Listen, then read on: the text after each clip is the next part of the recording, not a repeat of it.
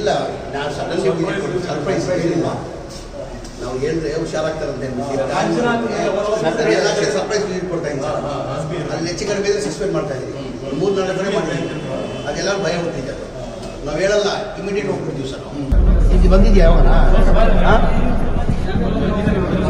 ಮಕ್ಕಳು ಹೊಡೆದು ಜೈಲಲ್ಲಿ ಹಾಕ್ಬಿಡ್ತಾರೆ. ಬೈಲು 3 ವಾರ ಚಿಕನ್ ಕೊಡ್ಬೇಕಂತ ಚಾಟ್ ಆಗ್ತದೆ. ಮಕ್ಕಳಿಗೆ ಆಸೆ ಇರಲ್ವಾ? ವಾರ್ಡನ್ಗೂ ಸಂಬಳ ಎಷ್ಟು ಕೇಳಿ? ಸಂಬಳ ಎಷ್ಟು ಕೇಳಿ ನೀವು? 60,000. ಎಲೆಕ್ಟ್ರಿಷಿಯನ್ ಕೆಲಸನ, ಪ್ಲಂಬರ್ ಕೆಲಸ, ಅದು ಎಲೆಕ್ಟ್ರಿಷಿಯನ್ ಎಲ್ಲಿ ಕೆಲಸ?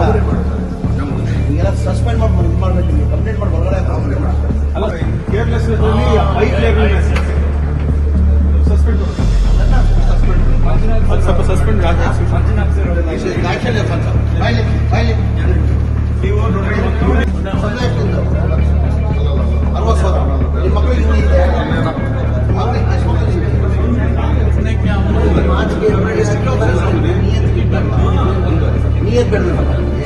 ಬೆಡ್ ಬಂದು ಕಾರ್ಡ್ ಬಂದು ಬೆಡ್ ಬಂದು 5 ವರ್ಷ आइए।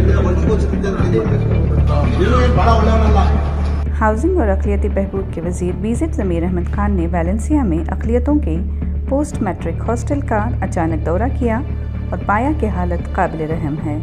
ऐसी खस्ता हालत से मायूस ज़मीर अहमद ने ताल्लुक़ एक्सटेंशन ऑफिसर मंजुनाथ को मुअत्तल करने और DMO जिनेंद्रा और वार्डन अशोक को शो कॉज नोटिस जारी करने की सिफारिश की।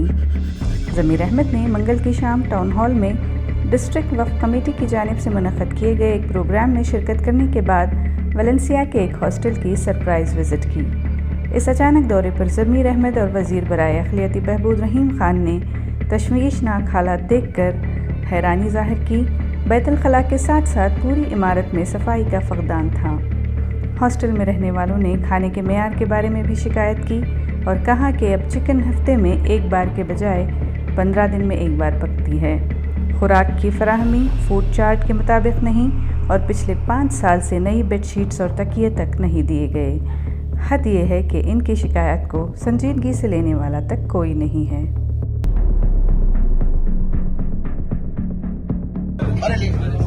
ಸ್ಟೂಡೆಂಟ್ಸ್ ಮಾತಾಡ್ತಿರಲ್ಲ, ನೀವೇನು ಮಾಡಬೇಕು ಅಂತ ಇಂಥ ಸಮಸ್ಯೆಗಳಿಗೆ ವಾಟ್ಸಪ್ ವೈರಲ್ ಆಗ್ತದೆ.